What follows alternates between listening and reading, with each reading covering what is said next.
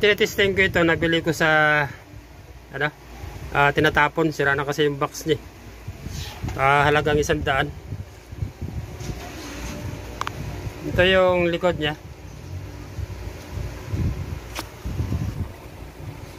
Mukhang original ito. Original na klase ng speaker. May nakaukit pa dito eh. Ito. Yan. Sa dulo ng video sir, papaliwanag natin to kung bakit ko paano na sabi na original na klase na speakers ya. Yan. Pero bagong lahat tatanggalin muna natin. Natusok kasi yun.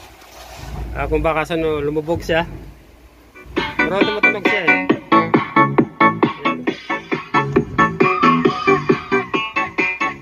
Sayang dito kahit na pang testingan naman kung may nagpapagawa ng amplifier. Pwede ito. D15 pala ito guys. Pati natin ng metro para makakita siya. Yan. D15 siya.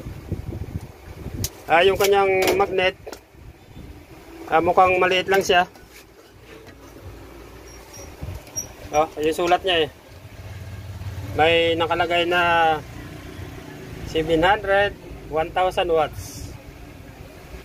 Siyempre guys, kukunin mo yung kanyang gitna, yun ang kanyang normal load. Kaya mukhang maliit lang yung kanyang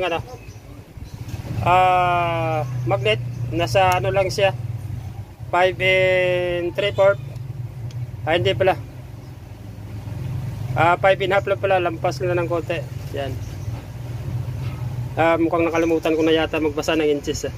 Yan, magagawa ko ng vlog tungkol paano magbasa ng itong inches na ito.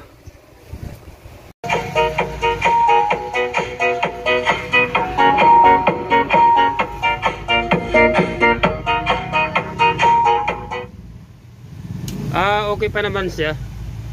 Yan lang nga, malambot pala yung niya. Nasinikwat ko ng alambre. Paangat pataas. Malambot na pala ito. Kaya tinapalan ko muna ng glue. Bagay, pang testing lang naman ito. Balik tayo guys sa topic. Paano ko ba nasabi ito na original na klase na speaker ito? Dito tayo. Kung napansin nyo ito guys, hindi ito concert. Dahil nga maroon sang I sa dulo. Ito I, concert. Pero kung walang I, concert lang, maaaring imitation ito ng klase na speaker. Kaya lang, hindi ito concert, kundi I, concert. Madalas ko nakikita yan sa mga imitation na brand. Nung araw kasi, yung kasagsagan ng mga CRT TV, lalo sa mga flat screen ngayon. Yung dating Panasonic, may imitation ginawang Pensonic. Nung araw mayroong Sony. Yung Sony yun naman yun. Mayroong Aiwa, Sunwa naman. Marami kasi ginaya yung China. Kaya ito, hindi ito guys concert, kundi concert. Kaya original na klase na speaker ito.